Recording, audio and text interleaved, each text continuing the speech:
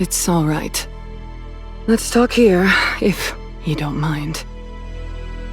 We were scheduled to go over some proposals today. Mr. Stewart, he used to speak from that podium. Now their absence just made me feel a bit, displaced. So, let's just talk here. Consider it a way to honor my departed colleagues. Chief of the MBCC, thank you for taking the time to meet with me.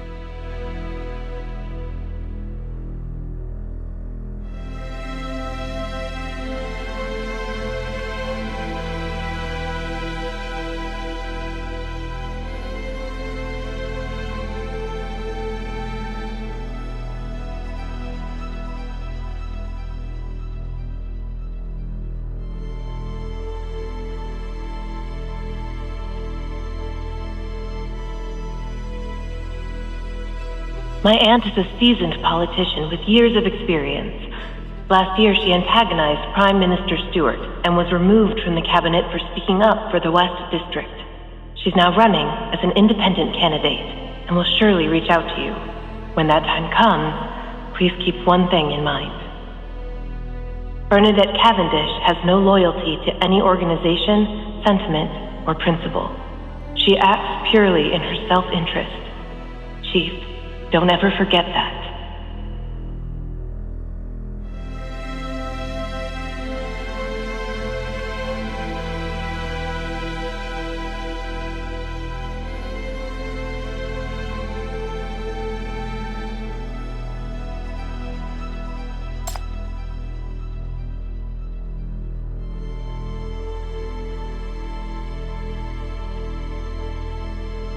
News, public reports, and some insiders, of course. That's all. To be frank, this incident has put me in a rather delicate position. As both his former counselor and his rival, I had my share of disagreements with David, and his passing could have worked in my favor. So naturally, I found myself under suspicion. The Ninth Agency questioned me right on the day of the incident. But thankfully, Langley Blackett cleared me of suspicion. We're old acquaintances. You can verify anything about me with her. With the election approaching, I'd rather keep my distance from this to steer clear of any controversy. I hope you can understand that, Chief.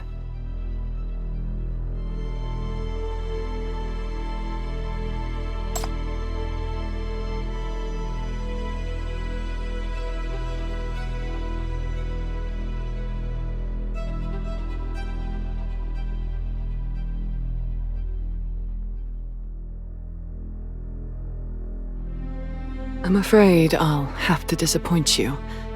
I have no direct leads about this case to share with you.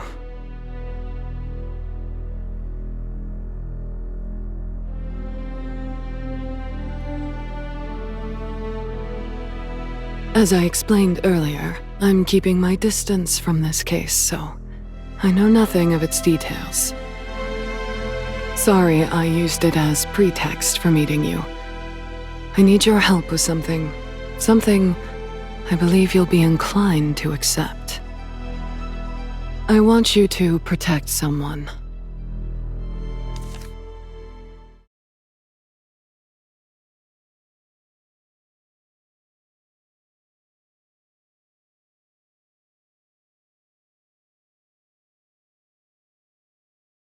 The late Prime Minister's out-of-wedlock daughter, Elvira Stewart.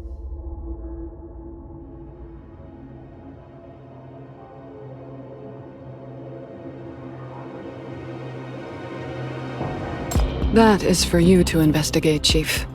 As I said, I don't know the details of the case. I've only heard rumors about the girl. Just rumors. David Stewart never married. Elvira is his only child, 16 years old, her mother unknown. No school records, no medical history, no social documentation whatsoever. Even her residential address has been changing constantly. She's been well hidden during his lifetime. Even the Stewart family only recently learned of her existence. That's how cautious he was.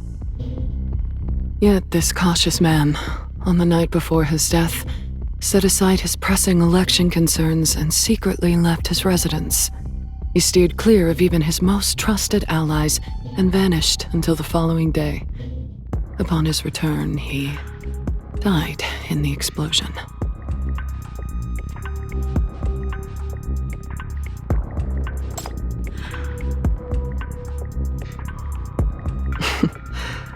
Chief, I couldn't possibly know.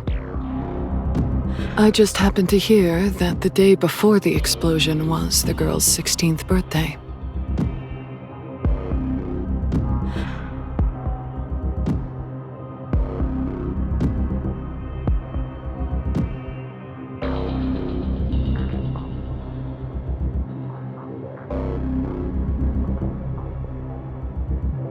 I didn't say so. Maybe it's just a coincidence.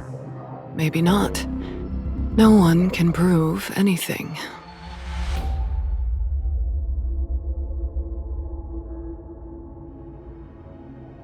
A few precautions won't hurt. In our line of work, no coincidence should be taken lightly.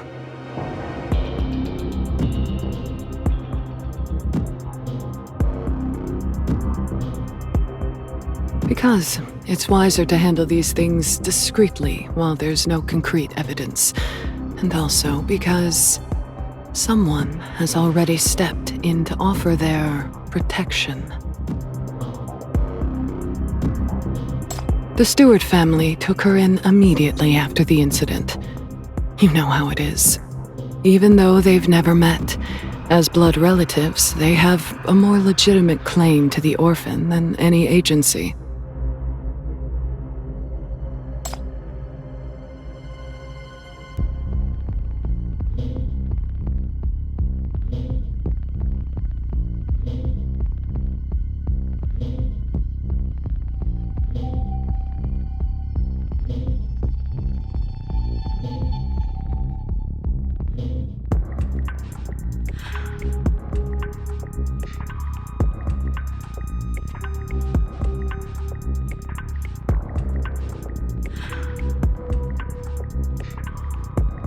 Tomorrow evening, the Stewart family is holding a memorial service at Veer's mansion. Many important figures will be attending. I was invited too. They say the Prime Minister cherished his daughter deeply and held high hopes for her. They shared a close bond, so she might be the person who knows her father best.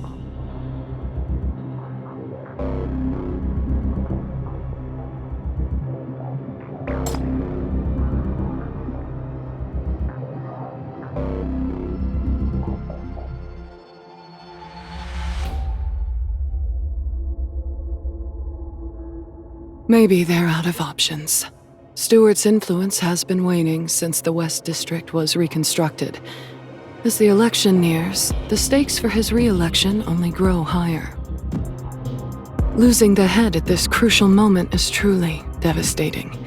All their allies, enemies, or onlookers even are desperate for answers. Perhaps that girl is the only card they could play. That's how I see it.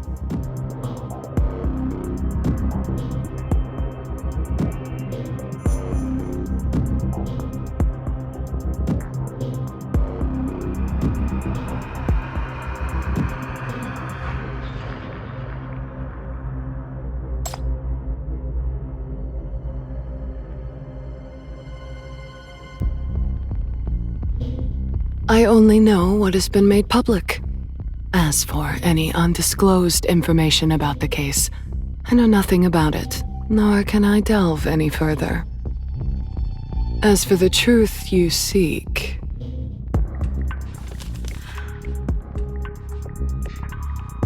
given my status as a suspected former political rival, my presence at the memorial service might cause unwanted tension. I will entrust this invitation to you, Chief. The Cavendish family stands ready to offer any assistance you may require. In return for your efforts, I trust that you, who are investigating the truth behind the cabinet attack, will know how to leverage this opportunity with that girl.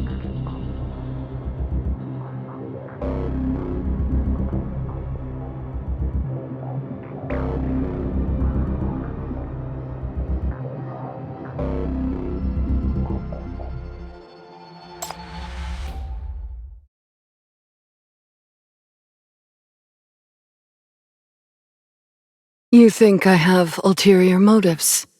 That I'm seizing this chance to approach you, rope you in, and earn your trust to vote for me? That would be undignified and unnecessary. Since you don't have a liking for politicians like me, I won't trouble you beyond today. This is just a one-time personal request. To protect a child who has recently lost her loved one.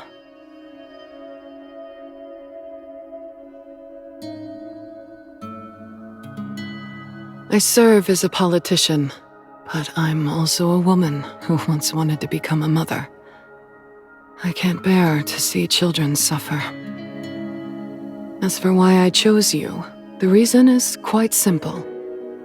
My niece, Matilda Cavendish, thinks very highly of you. You two are cut from the same cloth. Even caught in the political turmoil, you both cling to your principles. Despise the power games, remain unfazed by fame and fortune, and more importantly, in this game, you fear corruption, dread straying from your path.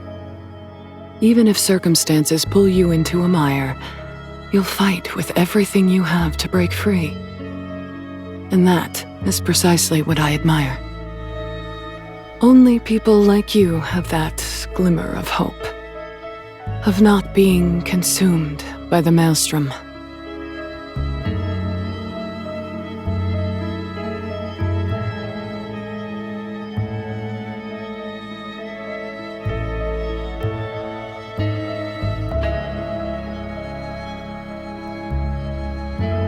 Well then, I have a few questioning sessions to attend. I'll take my leave now. This is farewell, Chief. I wish you good luck.